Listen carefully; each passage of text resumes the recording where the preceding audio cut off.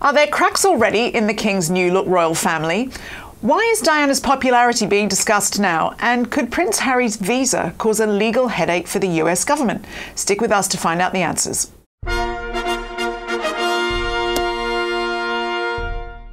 Welcome to Palace Confidential, the royal talk show brought to you by The Mail. I'm Jo Elvin, and joining me today to discuss all the big talking points is the Daily Mail's star columnist Sarah Vine and the paper's diary editor Richard Eden. Welcome to you both. Now, just a quick reminder that if you like the show, make sure to like this episode and subscribe to our channel so that you never miss an episode. And that's especially important this week, as today is the first of 3 special episodes for Coronation Week. We'll be back tomorrow and Saturday with royal updates, so look out for that. So, okay, let's get into it. We heard a rare interview with Princess Anne this week, speaking to Canadian television, and she raised a few eyebrows when she was asked about the King's much discussed vision of a slimmed down monarchy. She said, I can't do the accent, sorry. I think that slimmed down was said in a day when there were a few more people to make that seem like a justifiable comment, adding, I mean, it doesn't sound like a good idea from where I'm standing. I have to say, I'm not quite sure what else we can do. Oh, you never want to mess with Anne, do you? Sarah Vine, no. Welcome to the show. I thought you didn't like us anymore. This is great to see you. No, I love you. I love you. Oh. I love you. I've been fortified by my coronation chicken sandwich. It is a good sandwich. It's a very good sandwich. But anyway, we must crack on. Now, as we were saying, you can always rely on Princess Anne. To say it like it is. I think the thing is, I think she has a point, because the Queen has died, Prince Philip has died, Prince Andrew is out of the picture, Prince Harry is out of the picture. So actually, organically, the monarchy has sort of slimmed itself down. Yes, she might be rather thinking, God, how much do they expect me to do? How many more of us? Yeah. And also, I think she speaks from a position of absolute strength, because she is considered to be by many members of the public as well. She's really popular with the public. One of the hardest working royals, and someone who provides really good value for money, who is absolutely stoical, who will stand happily for hours in the rain and do all the things that she needs to do. So I think she's in a position of strength. But she says, I thought she was just quite irritated by the question. I think that was her being a little bit short-tempered. Wasn't it? I think that's probably being a bit irritated with her brother's sort of vision of the monarchy in the future. Because not the question. Remember, the King saw Harry and Meghan as being key to the future. He thought it would be, it'd be him and Camilla, and then it would be William and Catherine, their family, and Harry and Meghan, and that was the vision of the future. And that's gone out of the window now with Harry and Meghan leaving. But the Mail on Sunday was suggesting last weekend that even Charles wasn't that into this slimmed down monarchy idea at one point. Yeah, I think that's true. I think he sort of does it because he feels he has to. But I did think there was something brilliant about her, who's sort of basically the sister of the King. And you know what siblings are like. I mean, they don't hold back, do they? Yeah. I mean, it was just like, it was something about, you just remembered for a second that actually, she's not scared of him and doesn't care what he thinks particularly, and presumably speaks up, constantly at sort of private events. Do you think that he's scared of her? Yes. She does. I would be scared of her. She's really intimidating. Is there anyone who's not? I mean, she's terrifying. No, maybe her kids. I don't know. Have you seen her control a horse? Yes. I should imagine that a king is much easier to control than a horse. I have a younger sister and an older sister, so I know what it's like to be bullied. I wouldn't say it like that. To be given friendly advice, But what the Mail on Sunday dug out was a TV interview with Prince Charles from the 1960s. I think it was 1968, and he talked about how the strength of the royal family was in its depth, really, and how he felt confident because he had all these people around to offer him advice. But clearly his view did change, and I think over the course of about 20 years he thought the way that monarchy will survive will be being very small. I personally, as I've said in previous programmes, I don't agree with that. I'd like to have more. I'd love it if... You'd like to quadruple the royal family in size. No, but we're going to see Princess Beatrice and Eugenie, for example, taking part in events over the coronation weekend, and I'd love to see them, having more of a role. And the more royals who can get out there and meet people, it gives that connection to the country, and I think I completely agree with you. I think if you're going to have butter on your toast, just have butter on your toast. Don't have, I'm not butter really. I'm sort of slimmed down butter on your toast. Just have less butter. I mean, that's the whole point. Is I think. Oh, sorry, I'm comparing the Charles and butter. Yeah. But I think, you know, if you're going to have a royal family, which obviously we're going to do it properly. Do it, you know, with gusto. Have a big fat buttery one. Have a big fat buttery royal family. Now, moving on slightly to talk of the coronation. Now, Sarah, this event does come at a time when we're seeing a lot of protests in the country, particularly around environmental issues. It feels like, do you think there's a big risk to a disruption on the day? Inevitably, but of course the irony is that the one person who's been banging on about environmental issues for the last, 50 years is Prince Charles. Sorry, I should not call him Prince Charles. King Charles. We'll get there one day. King Charles. He really was ahead of that curve and has been talking about this for. So I mean. The thing about today's protesters, what are they called? Extreme rebellion. Extinction Rebellion. Is that you get the sense that they don't have an awful lot of history. So they maybe a lot of them don't even realise that Charles has been an absolute trailblazer in terms of the environment. So it would be a great tragedy if they did. But I think there's a very good chance that they will give it a go. Yeah. So how much will we be spending on security, Richard? A lot. Yeah.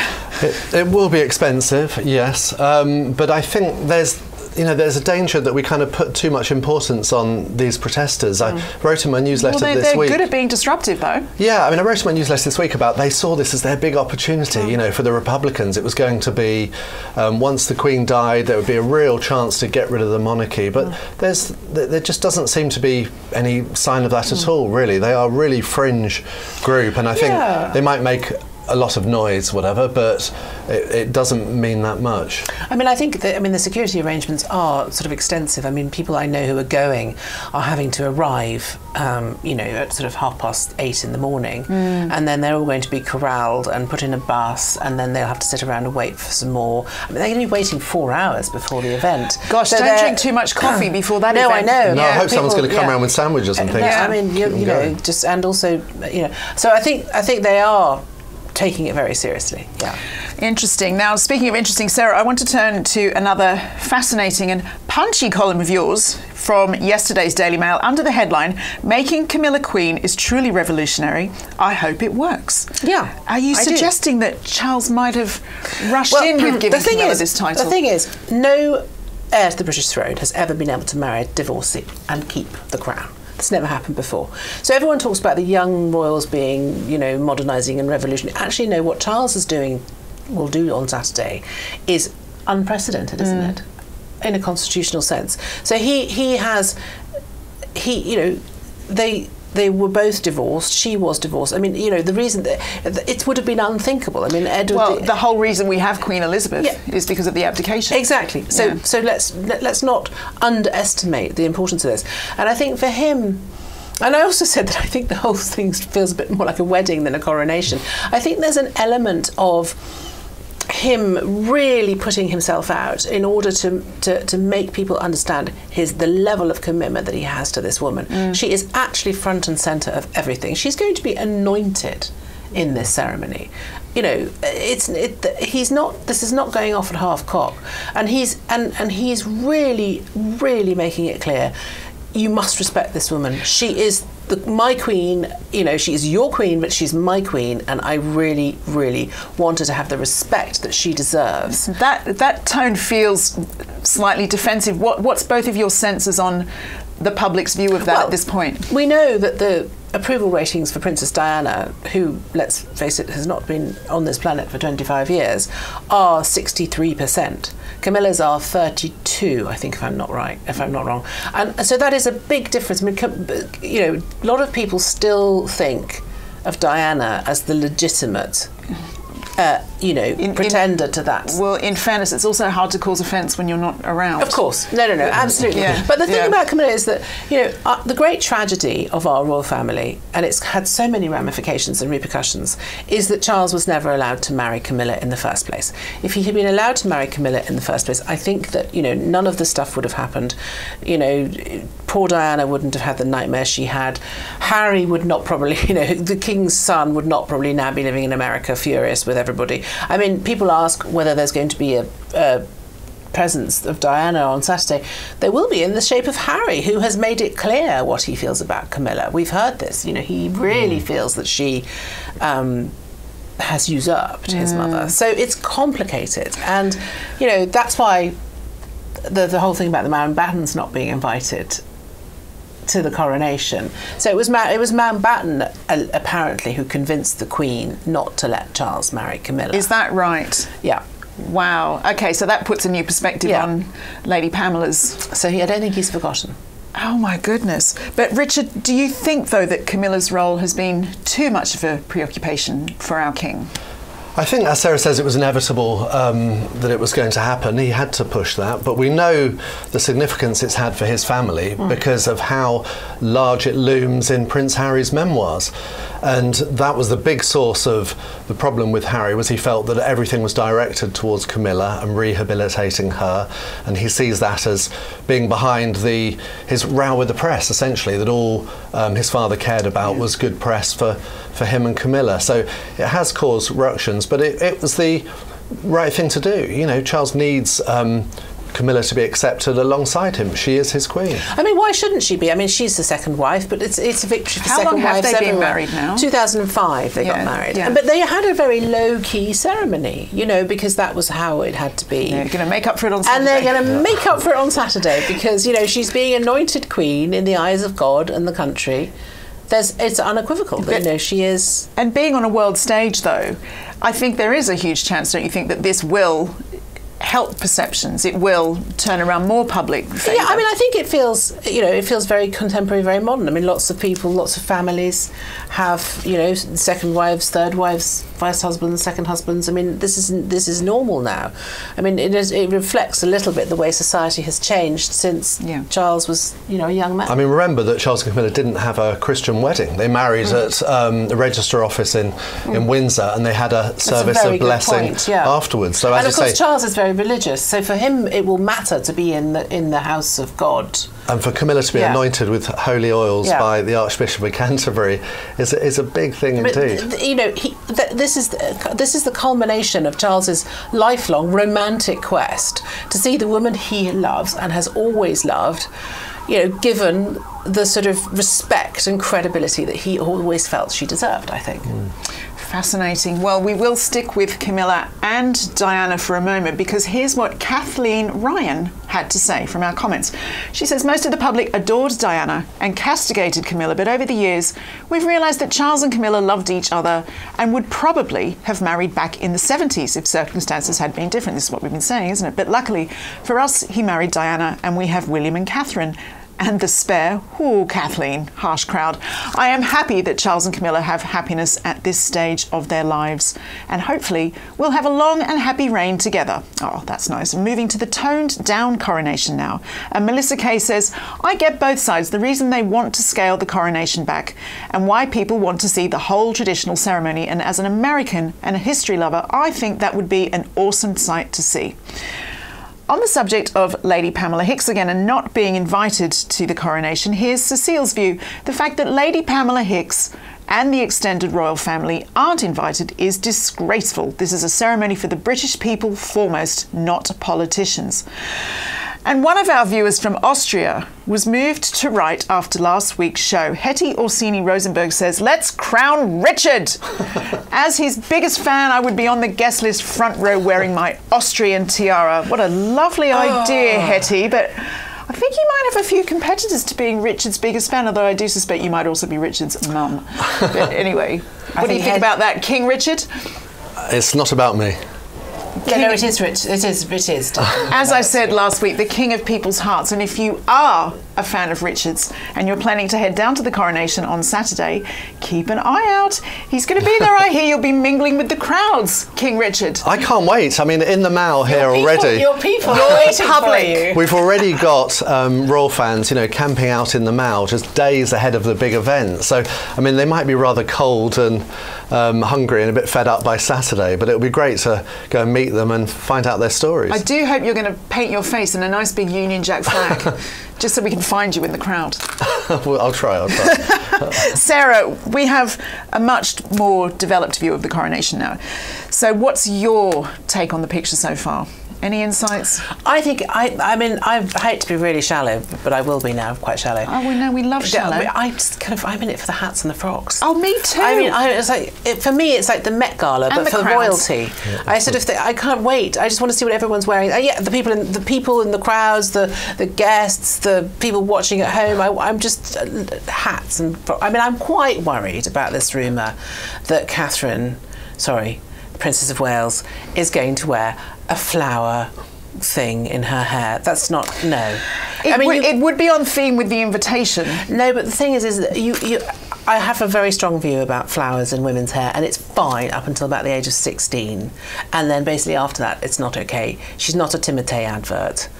I mean, I feel like that about ballet flats as well, but perhaps that's a more niche She does thing. like a ballet flat. She does like a ballet flat. It might be going the wrong way for you here, Sarah. But yeah, I think that I do hope she just wears a proper hat. What kind of flowers?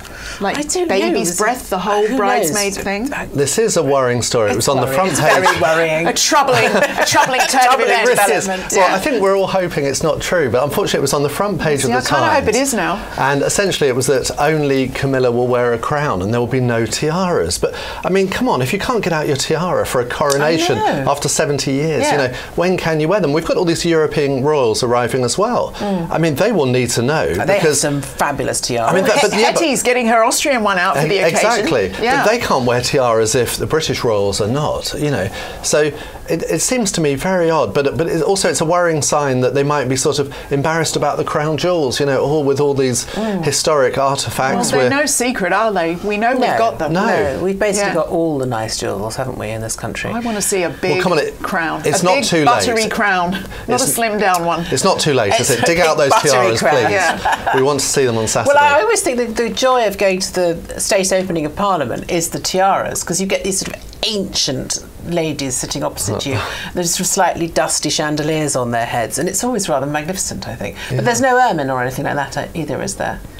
There's no formal robe. But that's the thing, if it's a state dinner, you know, the women will be wearing their tiaras. Yeah. So are we really relegating the coronation to below the level of the state banquet? That's the other weird thing Don't raise your blood pressure, because this might all be just be rumour. It could, yeah. Okay. No, We'll find out in 2 days' time. The other strange thing about the whole thing, I think, is that there's nothing for the guests to do afterwards. They just basically get chucked out. There's no... They're all going to be running for the bathroom. There's no champagne and canapes. Yeah. Because the people I know are going have all booked restaurants for afterwards to have lunch. Well, why don't we have a party at our houses, invite them, you know, any guests, I'll visiting be having royals. a party right here in the studio. But Richard, let's move on. There was an unusual row over the so-called homage of the people. Yeah, this is really interesting. This sort of changes the whole nature of a coronation. Every coronation throughout history, it's been a chance for the nobles to pledge their allegiance to the king. That's almost the whole point of it. You know, in 1953, you would go down the ranks, the dukes, the viscounts, the earls, and the most senior member of each rank of nobility would pledge their allegiance. Well, the problem they've got is most of them haven't been invited. So they haven't got that. And then the other problem they've got is Prince Harry and Andrew. So what I'm told is they thought about instead we'll have all the royal dukes pledging allegiance instead of the non-royal dukes and the other nobles. Problem was though, what do you then do about Harry and Andrew? But you don't want them to have a significant role in the ceremony. So they scrapped that idea. You've got Prince William doing it, but then Lambeth Palace, the Archbishop of Canterbury, which is just next to us here in the studio, they made clear at the weekend that it was going to be a pledge of the people, I think they called it, and they wanted to encourage everyone, you know, in the Commonwealth and at home to. They invited them to pledge their allegiance to the king, and it did cause a backlash. You know, it seemed to be a gift to Republicans who were then saying, we don't want to pledge allegiance, you know, and it really did seem a mistake, I think, and then they rode back slightly afterwards. Yes, Sarah, it's a reminder that perhaps it's still a very sensitive PR time for a new king. I think it's a sort of, it's one of those neither fish nor fowl nor good red herring moments where they've tried to sort of find a solution to a problem and they've made it actually ended up making it worse. I mean, I think the thing is that, you know, William is the direct heir and therefore for him to pledge allegiance makes perfect sense. I think just leave it at that, and no one else has to do any pledging. Or, I mean, if there's not space at the Abbey for all these aristocrats, you could have just had the representative of each rank, like they had in 1953, speaking for all of them. Yeah. So they could have stuck with that. But I think they wanted to get away from this idea of the attachment of the monarchy to the aristocracy. But I also think the People's Pledge is just a bit patronising. But how does it work? Do you just stand out in the street and yell it? Do pledging. You know, how is it formal? Is it official? Will you be doing it on the Mall? Well, I think it's just when the Archbishop calls for it, we could respond. Yeah, but I mean, we'll start yelling out the window. I think people would much rather have raised a glass to the King. You know, that's what people would want to do on the day. They don't want to do some silly pledging work. Now, Richard, the US government, moving right along, may be taken to court over the visa application made by the Duke of Sussex. What's this all about? I said this in my column ages ago, that I was worried about this. This is really interesting, and it's a think tank in Washington and the Heritage Foundation, and they're very exercised about the visa that Harry was given to come to America, because, you know, he has talked about his drug use widely, and he seems to have been sort of encouraging drug use almost. And they want to know, what was this declared on his visa application form? The American government has said, you know, we're not going to disclose that. So they're actually taking legal action, this think tank, against the Department of Homeland Security. You know, I don't know enough about American law to know if they've got a case, but it's really interesting, and it shows that, you know, not everyone in America seems to be, you know, adoring our missing royals. Well, it's interesting, isn't it? I was going to ask you, Sarah, if you visit the comments section on a lot of newspapers, not just the Mail, it will tell you that not everyone is a big old Team Sussex fan. No. Their ratings, I mean, the only person less popular than the Duke and Duchess is now Prince Andrew, I think. Isn't it? In that poll that we had we had a brilliant poll in the Mail this week, and I think Prince Andrew's on 7%, and I think Duchess of Sussex is on sort of 14%, and it is, of course, significant. She's not arriving. And they've really eroded their capital, particularly the memoir. I think the spare memoir. I think there were just things in it that were just really mean, like the stuff about the King's teddy bear that he used to have when he was in Gordonston. He had an awful time at that school, and he has spoken quite openly about how traumatised he was by going there and all that stuff. And there was this sort of slightly sneery bit about it, and then the stuff about, you know, I think people feel quite strongly that if they don't want to do it, that's fine. They can go and have another life, but they don't need to trash everything, which is what they've sort of done. And, you know, like, she wasn't invited to the Oprah 60th birthday party. I mean, I'm not even sure that in America they're that popular. You know, it seems to me that there's a sort of... And the difficulty for Harry is that his only capital, really, is being royal. And he's just expended it all, and it was very silly. I don't know. I mean, someone should have sat him down and said, "Do you realise what this is going to mean for you? Because you're going to erode your capital really quickly, and in 5 years' time, you're going to be nothing but a sort of ex-prince who's basically told everything. You know, literally. I'm not. Well, you know what I mean. Just sort of silly. Down to the Elizabeth Arden cream. I mean, I do feel sorry for him for Saturday. I think that there'll be so much scrutiny on every tick and twitch, and you know, I think that's going to be very interesting. Well, after he arrives tomorrow, let's hope he doesn't have any problems returning to America. I mean, I don't know whether do you think he'll be booed?